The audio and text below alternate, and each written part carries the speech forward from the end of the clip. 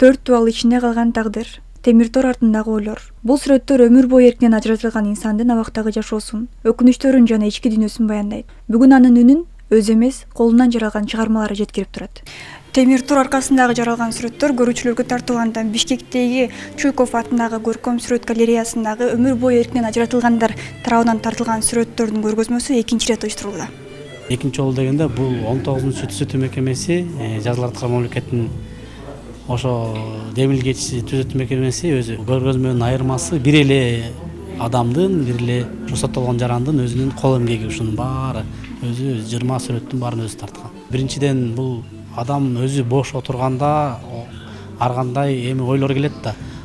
Негизи өзү адам баласын эмгек менен, окуу менен тарбиялаган өзү жакшы болот да.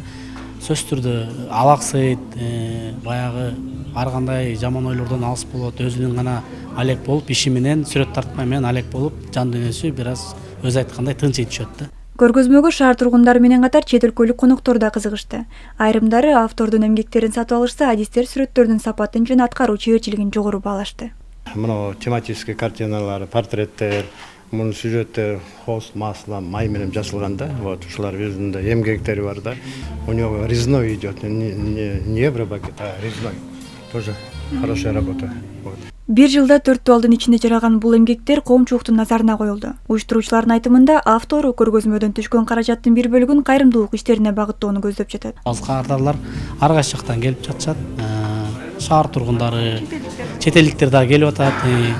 Туура айтасыз. Анан бул түшкөн каражатты өзүнө гана жумшалат. Себеп дегенде өзүнүн атайын эсеп счету бар, ошого түшөт. Анан өзүнүн биринчиден кийинкиде дагы сүрөт тартканга материал керек да, ошолордун баарын алат. Андан сырткары өзүнүн тиги өкүм боюнча доо карыздары бар экен, ошонусун төлөйт.